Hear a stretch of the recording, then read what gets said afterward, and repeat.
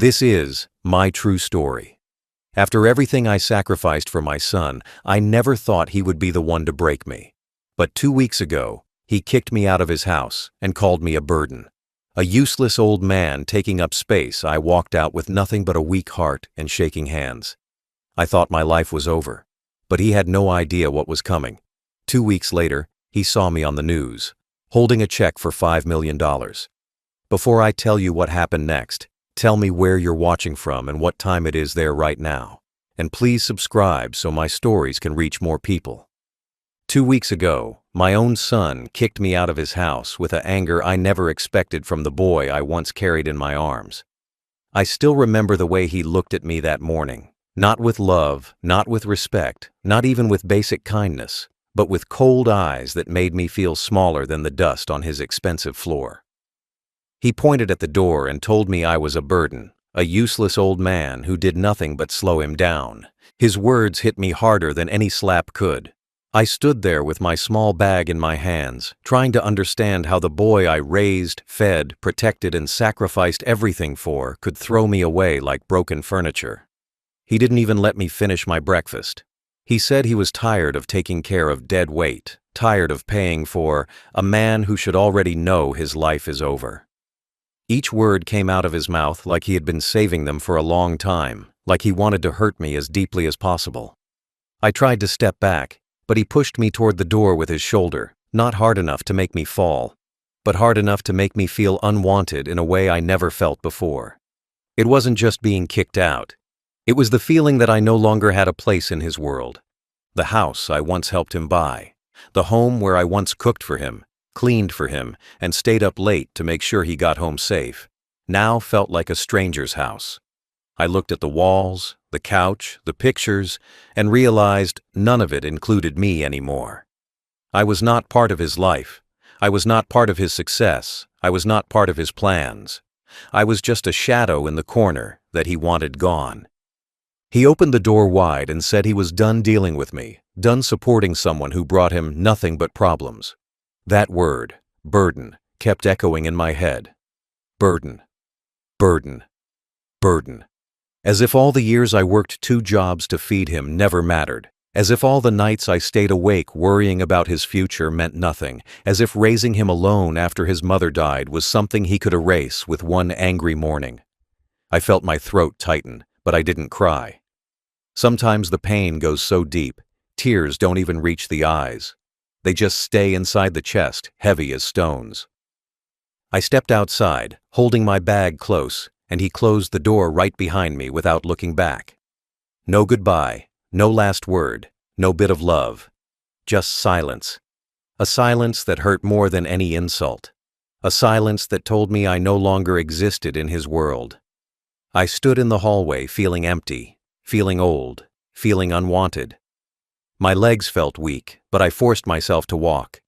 I forced myself to breathe. I forced myself to accept that sometimes the people you love the most are the ones who push you hardest into the cold. When I reached the street, the sun was shining, people were laughing, cars were moving fast, but I felt like I was standing in a different world, a darker one, a lonely one.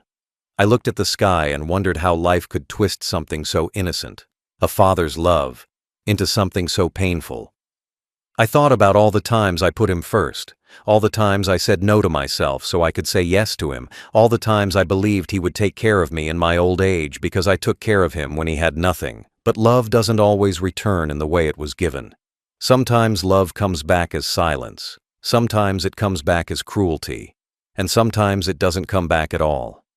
I walked for hours that day, not knowing where to go, not knowing who to call, not knowing how to explain to anyone that my own son had thrown me out like trash. I felt ashamed, even though I had done nothing wrong. I felt guilty for needing help. I felt broken in a way I didn't know how to fix. But most of all, I felt alone, truly alone. And as I walked, carrying everything I owned in one small bag, one truth settled deep inside me. The boy I raised was gone. The man who replaced him didn't see me as a father. He saw me as a weight he needed to cut off so he could rise higher. And that was the insult that stayed with me long after the door closed behind me. The days after my son kicked me out felt longer than any days I had lived before. Each morning, I woke up in my friend's small spare room, staring at the cracked ceiling, wondering how life could fall apart so fast. I felt like a man drifting with no place to land. I tried to tell myself it was temporary, that maybe my son would call, maybe he would realize what he had done, maybe he would show a bit of love again. But deep down, I knew he didn't see me as his father anymore. He saw me as a problem he needed to remove. The room I stayed in was small and cold. My friend was kind, but I didn't want to bother him. I didn't want to feel like a guest who stayed too long. Every night, when the house was quiet, I felt the loneliness wrap around me like a heavy blanket. I would think about the life I had before the dinners with my son, the little jokes we shared, the days when he used to hug me and say he couldn't live without me. All those moments now felt like lies I told myself to feel needed. Maybe he stopped loving me a long time ago, and I just didn't see it. Maybe he was waiting for the right moment to push me out. I spent my days wandering around the streets, sitting on benches, watching people live their lives as if the world had never been cruel to them. Young people laughing, families eating together, parents carrying their children. Every smile I saw reminded me of what I had lost. I used to be a father with a son who needed me. Now I was a lonely old man with no place to go. Sometimes the loneliness hurt more than the insult itself. Because insults fade, but loneliness stays in the heart and makes it feel empty. The cold nights were the hardest. I would lie on the thin mattress, listening to the wind hitting the window. I could feel the sadness inside me growing heavier each day. I kept thinking about how simple it would have been for my son to say, "Stay, Dad. I'll take care of you." But he didn't. Instead, he threw me out with no care in his voice. I felt like I lost him forever. And when you lose your child, you lose a part of yourself that never comes back. Sometimes I tried to call him, just to hear his voice, just to know he was okay. But he never answered. I wasn't surprised. When someone sees you as a burden, they don't pick up the phone for you, they don't check on you. They don't wonder if you have eaten or slept. They don't care if you are sick or lonely. They don't think about you at all. And that truth was the one that kept me awake at night, knowing my son lived his life like I didn't exist. One night, I sat outside on the steps of my friend's house, watching the stars. I never felt so old in my life. My hands shook. My back hurt. My heart felt like it was sinking inside my chest. I thought maybe this was how my life would end, quietly, forgotten, without family, without love. I thought maybe this was the price I had to pay for believing too much in the goodness of my own child. It's a strange pain when your own blood abandons you. It cuts deeper than any stranger ever could. Still, even with all the hurt, a part of me kept hoping. Hoping he would call. Hoping he would come. Hoping he would say he was sorry. Because a father's love doesn't disappear, even when it is not returned. But days went by and the phone stayed silent. My heart stayed heavy. My life felt smaller, and I realized I had to accept the truth. I was alone now, truly alone. And the boy I raised had left me behind like an old jacket he no longer wanted to wear. Those lonely days changed something in me. They made me quieter. They made me slower. They made me think about everything I had done in my life, all the sacrifices I made, and how none of them mattered to the one person I did them for. I felt like a ghost, walking through the world, unseen and unheard.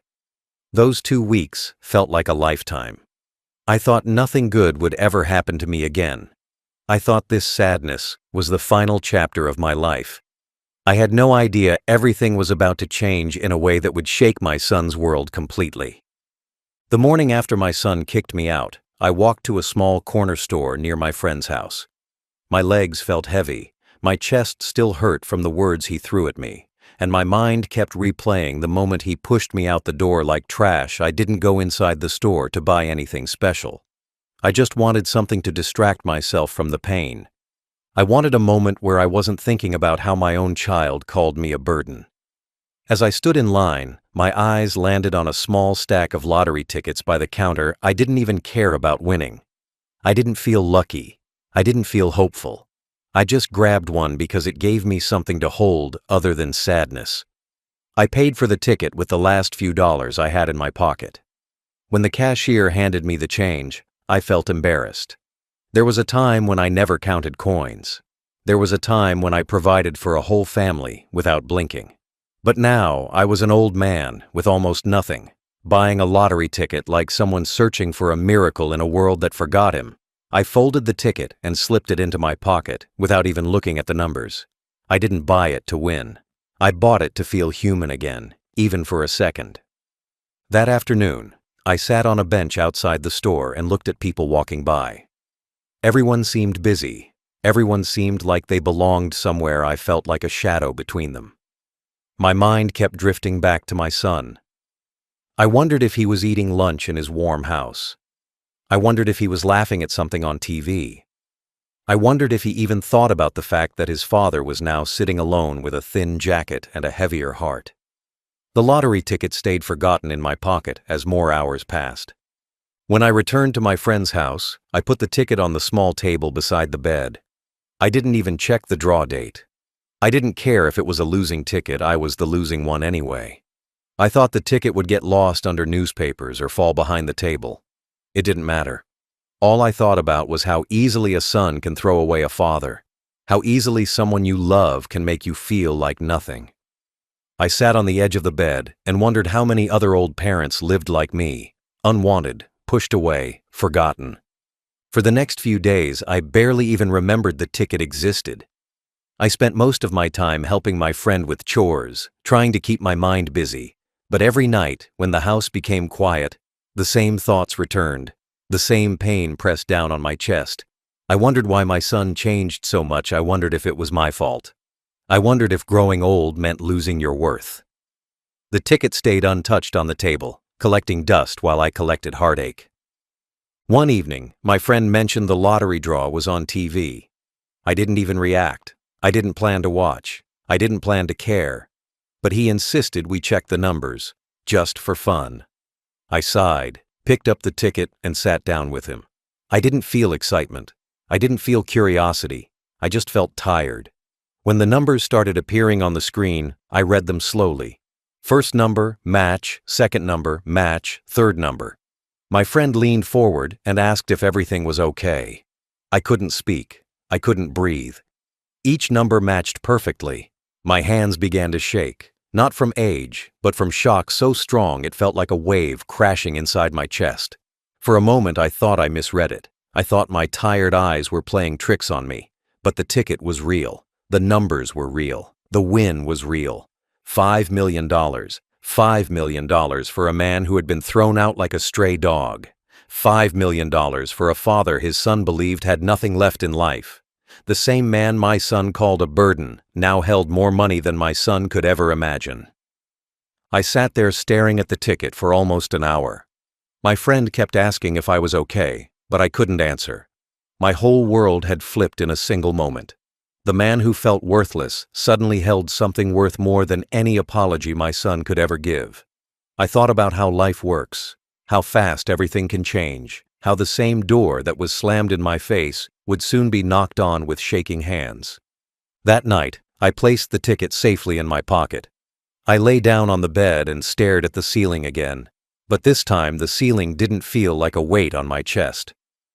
For the first time in weeks, I felt something warm inside me. Not joy, not revenge, just power. Quiet power.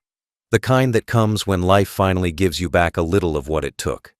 I closed my eyes, knowing nothing in my son's world would ever be the same again. The morning after I realized the ticket was real, I sat at the edge of the bed with the winning slip between my fingers. I kept checking it again and again, afraid that if I blinked, everything would disappear. $5 million. I whispered the number in my mind, slowly, like I was scared it would break. I had never held anything so powerful in my life, not even when I was young and strong. But instead of feeling joy, I felt a strange heaviness, a feeling I never expected. Winning didn't erase the words my son said. Winning didn't erase the moment his foot pushed me out of his door. Winning didn't erase the image of me holding my bags, while my son looked away like I was a stranger. As the news confirmed the win, reporters started showing up. They asked for photos, asked for interviews, asked for a smile. I tried to smile for the camera, but my heart was still bruised. They didn't know my story. They didn't know that this win came right after the biggest humiliation of my life. They didn't know that just days before, I was sleeping in a friend's spare room, thinking about how easily a son can forget the man who raised him. The cameras flashed, the microphones pointed at me, but I felt numb. Fame didn't warm me. Money didn't comfort me. I just kept thinking about how life can turn in one quick movement, like a knife twisting without warning. After the interview, they aired my story on the local news. "Local man wins $5 million, the reporter said. She spoke with excitement, like my life had suddenly become a dream. But the real story wasn't the money. The real story was the pain that came before it. When the news flashed my face on the screen, people clapped and cheered. My phone started buzzing with calls and messages from strangers congratulating me. But one message stood out among the noise. It said, "Dad, is that really you?" My son. The same son who shoved me out of his house like garbage just 2 weeks earlier. I didn't reply. I just stared at the screen, remembering his voice, sharp like a knife. "You're a burden. You're holding me back. I don't want you here anymore." Those words didn't go away. They lived inside me, like scars that refused to fade. And now suddenly he wanted my attention, my forgiveness, my money. He wanted to pretend he cared because the world saw me smiling with a winning ticket. The shock was not the money. The shock was how quickly his heart changed when he realized his father was no longer poor. Later that evening, I walked outside to get some air. People driving by honked and waved. Some even stopped to congratulate me. I nodded politely, but inside, I felt hollow. Just a few days earlier, no one cared who I was. I was just an old man with wrinkles and slow steps. Now suddenly I mattered, not because of my life, not because of my kindness, not because of who I was as a father. I mattered because of $5 million printed on a check. That was the cruel part. Money made strangers love me. Money made my son notice me. Money made the world spin differently around me.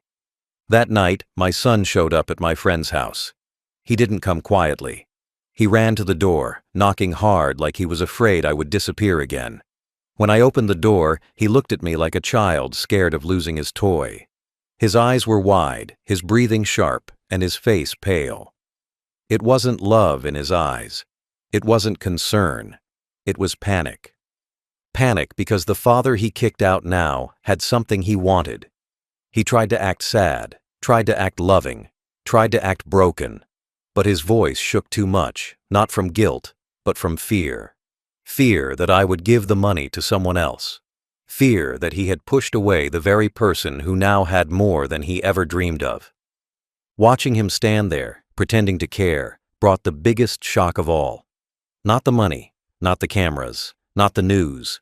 The real shock was seeing how quickly greed can destroy a heart, how fast love can turn fake, how easily a son can change his tone when a dollar sign appears. I stared at him, and for the first time in my life, I felt nothing. No anger, no love, no fear, just emptiness. The kind of emptiness that comes after you finally understand a person's true soul. I stepped back and closed the door slowly, leaving him outside with his fake tears and shaking voice. For the first time since he kicked me out, I felt like I was the strong one. I felt like life had returned something stolen from me. Not the money, the truth about who my son really was. And that truth shocked me more than any winning ticket ever could. The morning after the reporters came, the news spread faster than I expected. I woke up to the sound of my friend calling my name, telling me to come into the living room. When I walked in, the TV screen showed my face again and again. Every channel repeated the same story. Old man wins $5 million after years of struggle. They played the interview, the moment I held the check, the moment I smiled even though my heart was still hurting. The world now knew my name, the world now knew my win. But the world didn't know the pain behind the smile. They didn't know that 2 weeks earlier I had been kicked out of my own son's home like an unwanted dog. As the story aired, phone calls started coming in, one after another. Journalists wanted follow-up interviews. Companies wanted me to endorse things I didn't even recognize. People wanted to hear some inspiring story from me. They wanted me to talk about hope, luck, and blessings. But all I could think about was how my own son hadn't cared whether I had anywhere to sleep. I sat there watching people cheer for me on TV, strangers celebrating my win. But all I felt inside was an ache that money couldn't fix.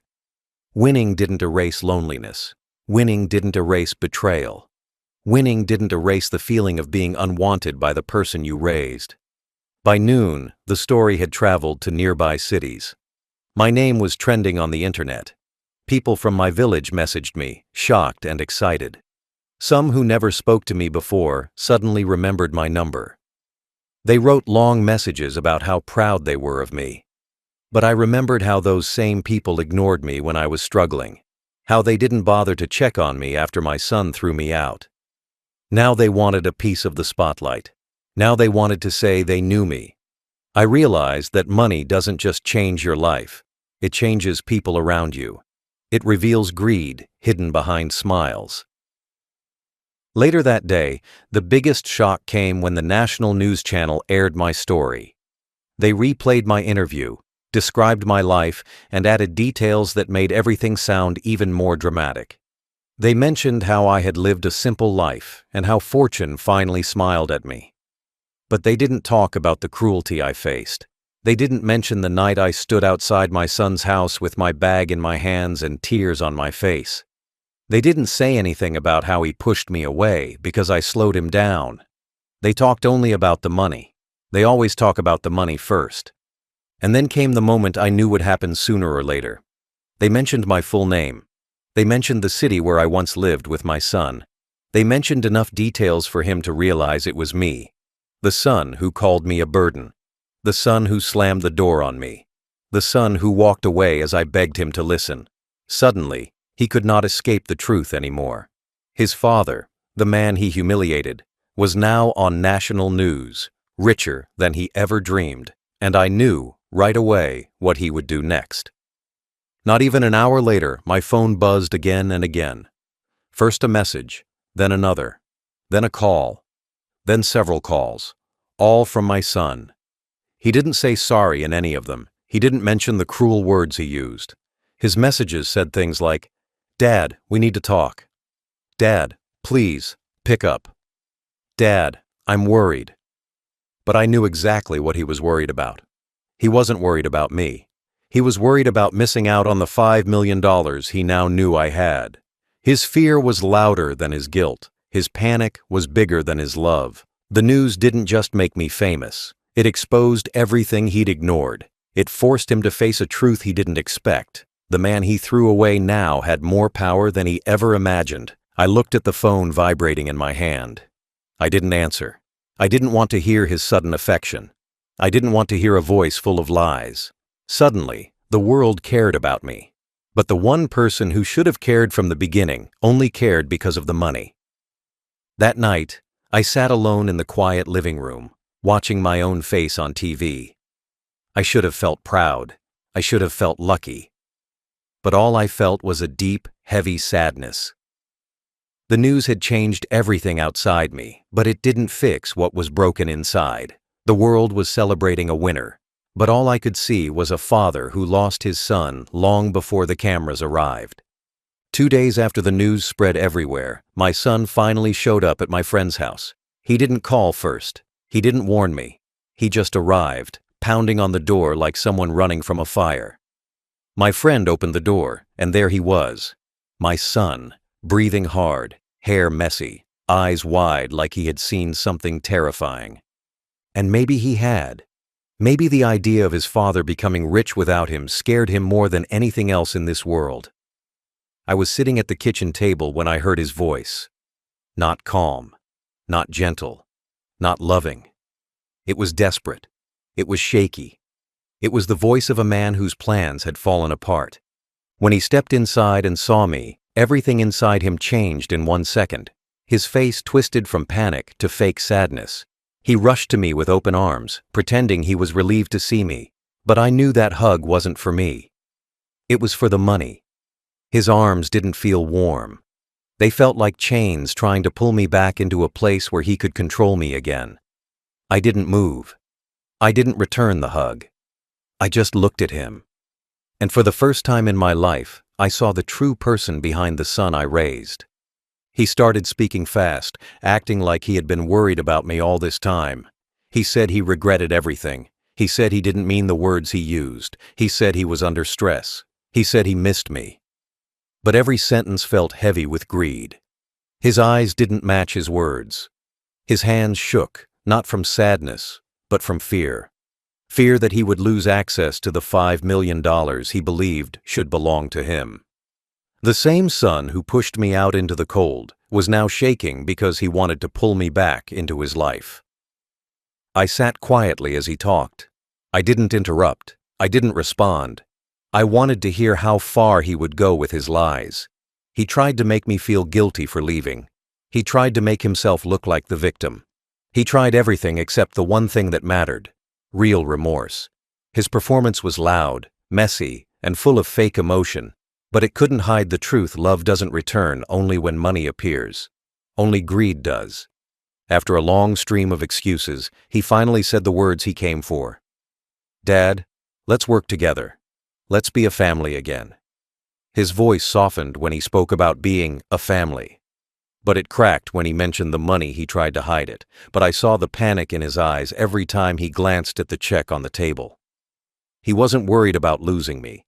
He was terrified of losing access to the money he never worked for. He sat down in front of me, shaking his head, wiping fake tears, acting as if we could erase everything that happened 2 weeks ago. But I remembered it clearly.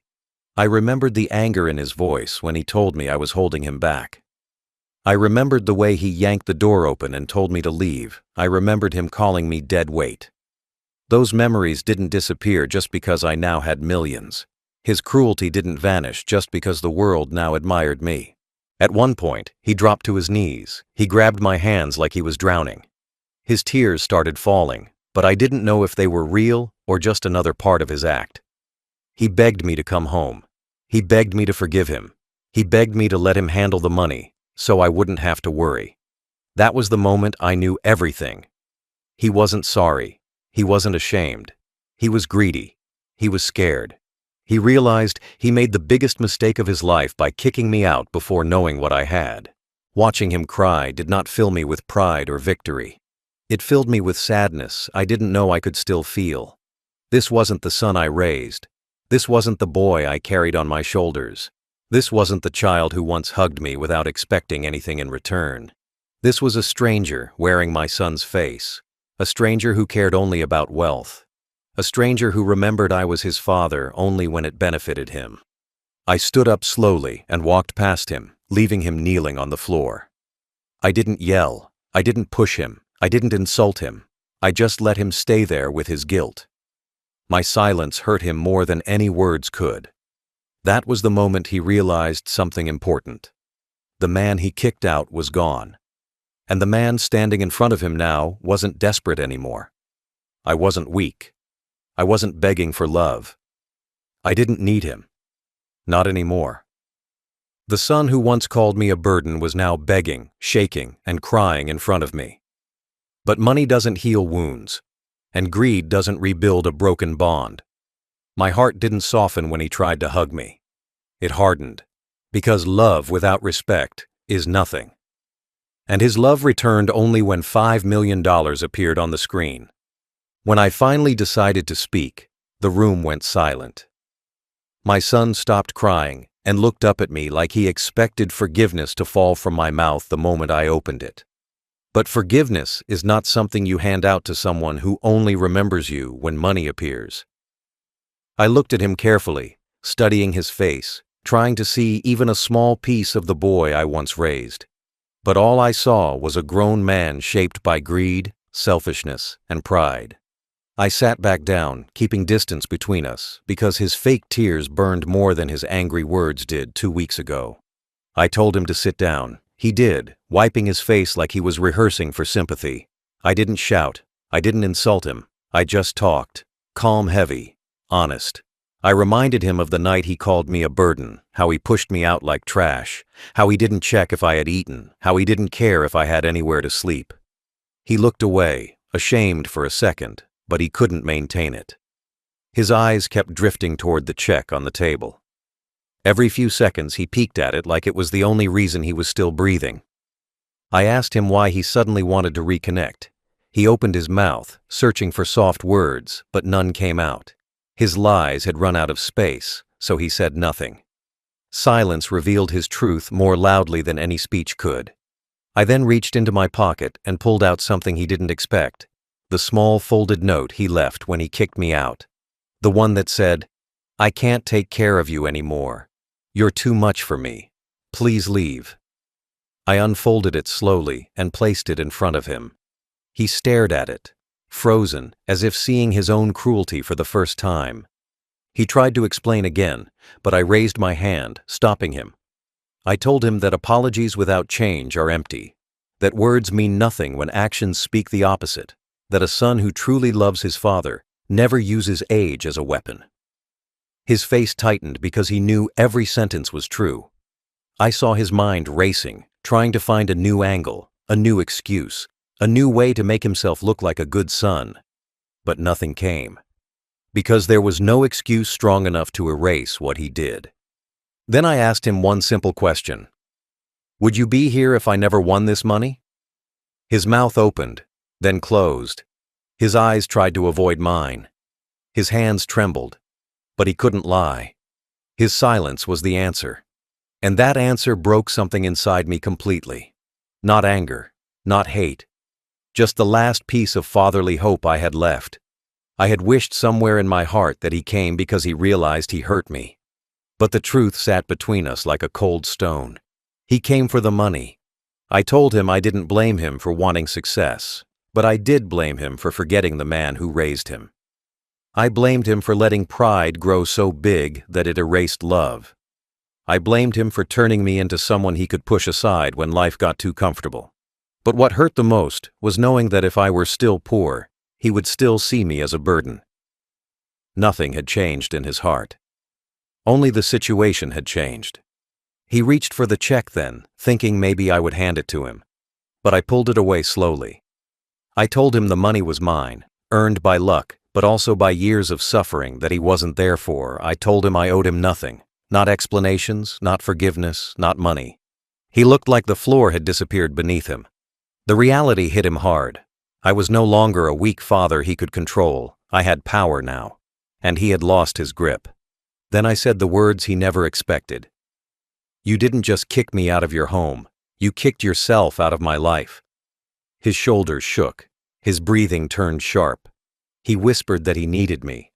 But I told him needing my money is not the same as needing me, and I could not reward a man who only remembered I existed when I became rich.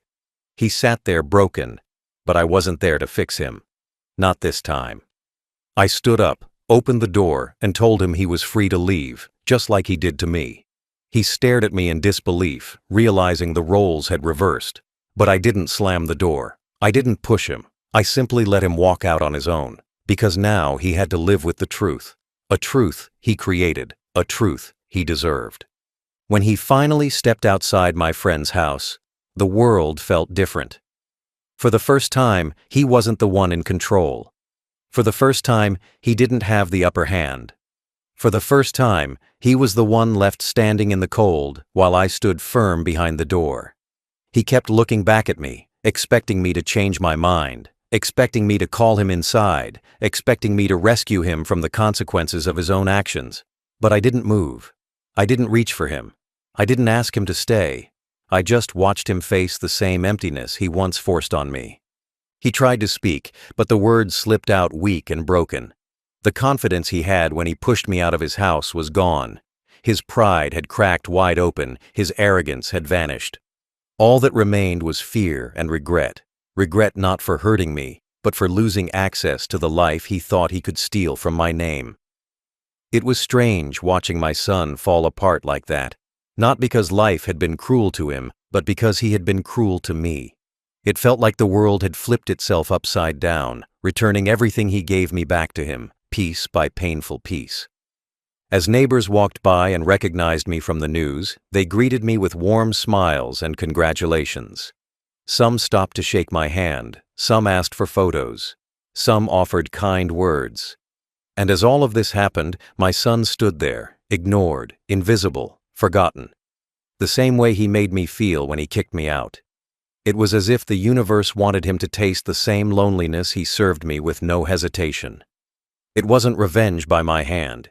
It was justice by life itself. He kept saying my name, his voice trembling as if he were losing something more important than money. He wasn't used to being the one outside the door. He wasn't used to being the one unwelcomed. He wasn't used to being powerless. Every second he stood there, his face sank deeper into fear, like he finally understood what it felt like to be unwanted. I didn't smile. I didn't enjoy his suffering, but I also didn't feel guilty. A father can forgive mistakes. A father can forgive anger. But a father cannot forget betrayal, especially betrayal that comes with cruelty. When I turned around to go back inside, he ran forward as if to stop the door from closing. But I moved it slowly, not slamming it, not forcing it, just guiding it shut with calm strength. He placed his hand on the door, trying one last time to pull it open, but I locked it. The same soft click he once used against me echoed now in his ears, and his knees almost gave out. He finally tasted the weight of the moment he threw me away.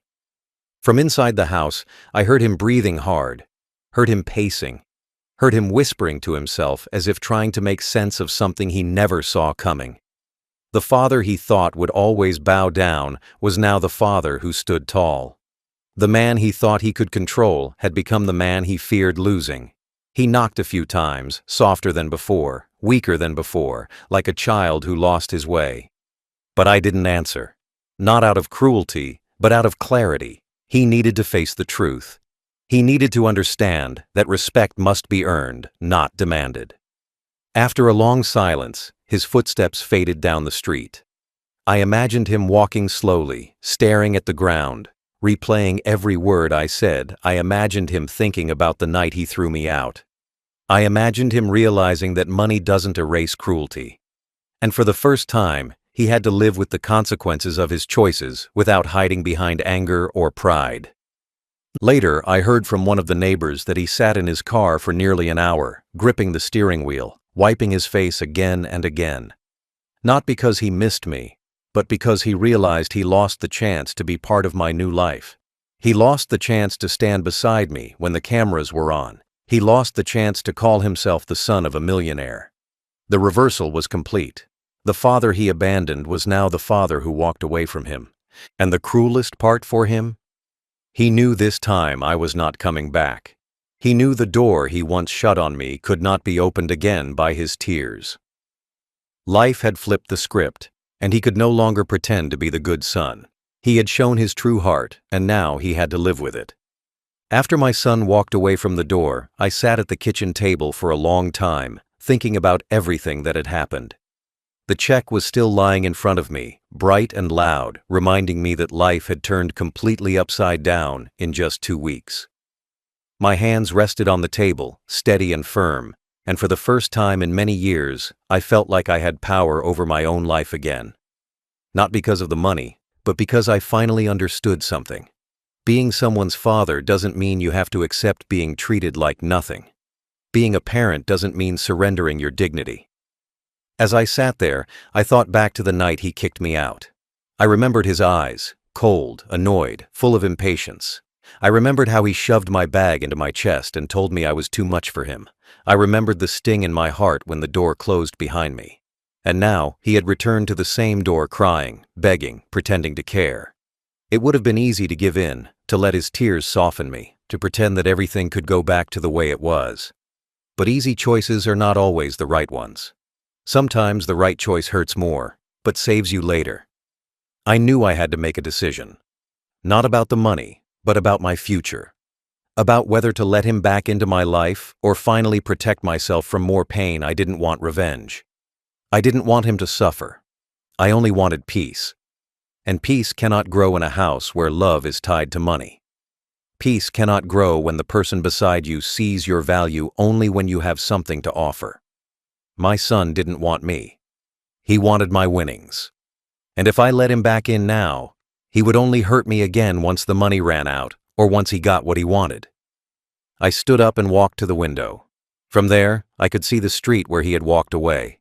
I imagined him still standing somewhere nearby, confused, angry, ashamed. I imagined him rehearsing excuses, planning new ways to get close to me again, thinking money would fix everything. But money never fixes the heart. Money just shows what the heart truly looks like. His heart showed me something I never wanted to see, a son who didn't value the father who raised him. So I made my decision. I decided that I would live my remaining years in peace, away from the chaos, away from the begging, away from the manipulation.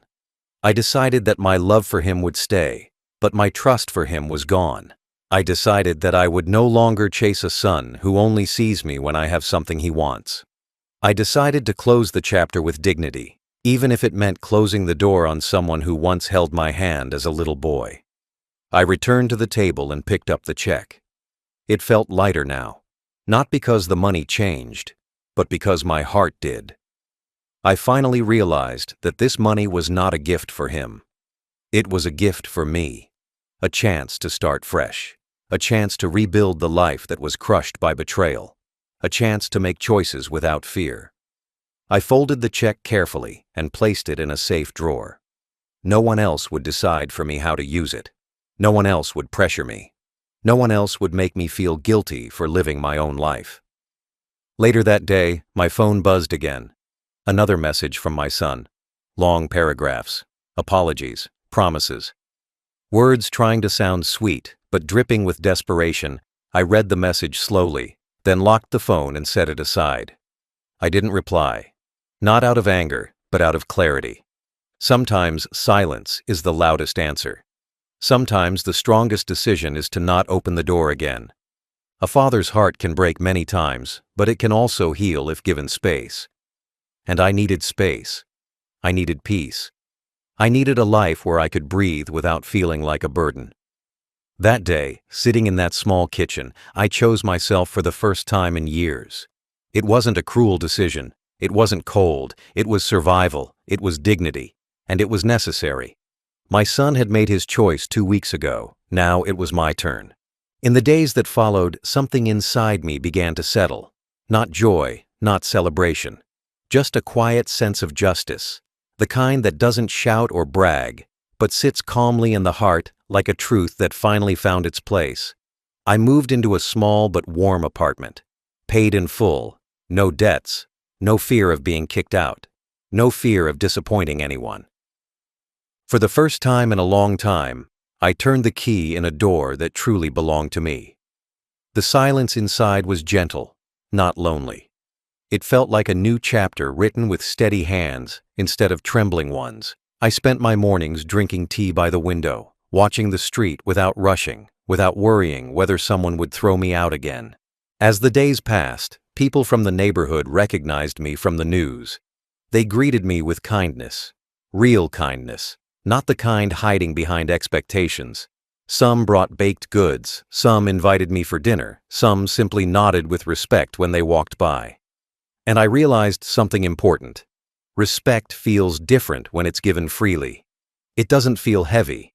It doesn't feel forced. It doesn't feel tied to money. My son never gave me that. He gave me duty coded in resentment, help coded in anger, support coded in shame. But these strangers gave me something simple and honest. Human decency. Sometimes during the quiet evenings my phone lit up again with messages from my son. Long messages, short messages, missed calls, voicemails. Some sounded angry, some sounded desperate, some sounded like he was rehearsing lines to convince himself he still had a place in my life. But every message had the same shadow behind it, the shadow of greed. It wasn't love calling me. It was fear of losing the money, and I couldn't answer. I couldn't pretend those words he used, those cruel things he said, didn't change me forever. Justice doesn't always look like revenge. Sometimes justice simply means walking away from those who hurt you and letting them face the emptiness they created. That emptiness followed him. I heard from a neighbor that he told everyone he was helping me manage the money. I stayed silent. I didn't correct him. I didn't expose him. I didn't shame him. There was no need.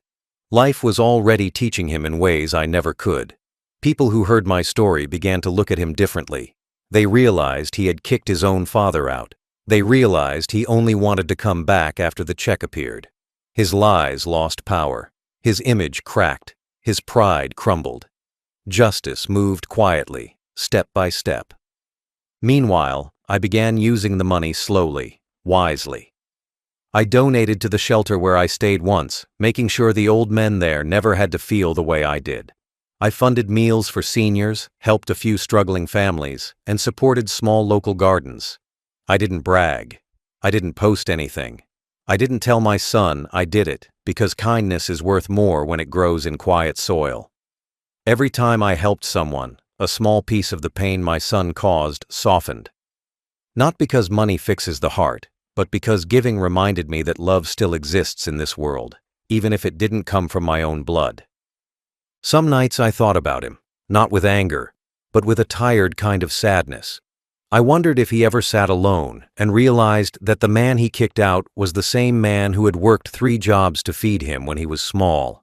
I wondered if he remembered the nights I stayed awake to check his fever, the mornings I carried him on my shoulders to school, the years I gave so he could grow strong. I wondered if he ever understood what he threw away. Not the money. Me. But justice is not about making him hurt. Justice is about truth. And the truth was simple. He lost me long before I became rich. In time, the calls grew fewer. The messages stopped coming. The silence between us became permanent. And strangely, it didn't hurt anymore. I had grieved the son I raised long before the lottery win. Now, I was simply accepting the reality life handed me. Some sons become blessings, some become lessons. Mine became both. Losing him taught me how to find myself again. Now, I wake up each morning with peace instead of fear. I cook my meals, tend to my small balcony plants, and watch the city lights at night. I don't need luxury. I don't need noise. I don't need applause. What I needed was respect. What I needed was dignity. And life, in its strange way, gave both back to me. My son kicked me when I was poor, but life lifted me when he wasn't looking. My final thought: love me when I have nothing, or don't love me at all.